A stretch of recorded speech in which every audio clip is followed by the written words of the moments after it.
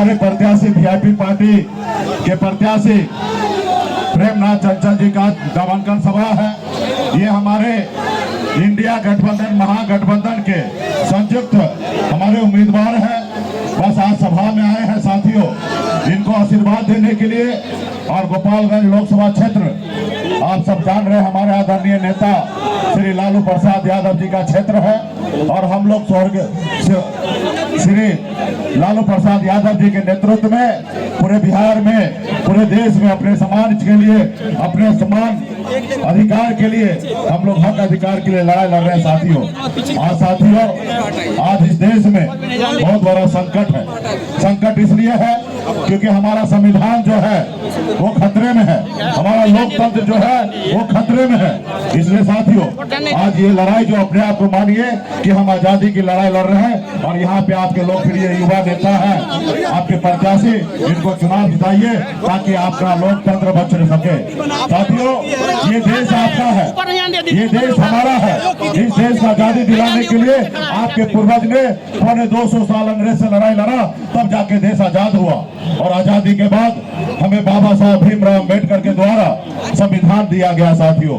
वो संविधान जिसमें गरीब पिछड़ा मजदूर का बेटा भी अपने वोट के दम पर इस राज्य में अपने सर उठा के जी सके साथियों, ये हमें संविधान ने दिया है। आज हमको जो भी मिला है वो संविधान के द्वारा मिला है, लेकिन इसको मोदी जी नहीं मान रहे। आज बनी हुई सरकार को गिरा देते हैं, आज चुनी सरकार को उठाकर जेल में डाल देते हैं, बने विधायक को खरीद लेते हैं, सांसद को खरीद लेते हैं। आज मोदी जी को लोकतंत्र पर भरोसा नहीं है।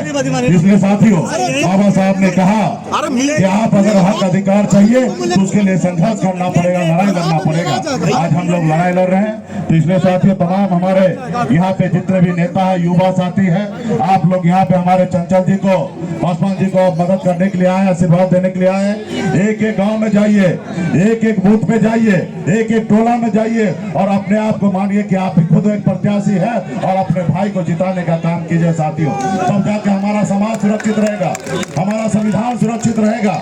आज बताइए, मोदी जी 10 साल से सत्ता में है और आज उनको जनता के सामने भी हिसाब किताब देना चाहिए था। मोदी जी ने कहा था इस देश के हर युवा को हर साल 2 करोड़ नौकरी देंगे। आज कहाँ है नौकरी? उन्होंने कहा विदेश से काला धन लाएंगे, कहाँ है काला धन? उन्होंने कहा किसान को आय को दुगुनी करेंगे, कहाँ किसान की आय दुगुनी हुई? उन्होंने कहा हर गरीब को पक्का मकान बना के देंगे, कहाँ है पक्का मकान?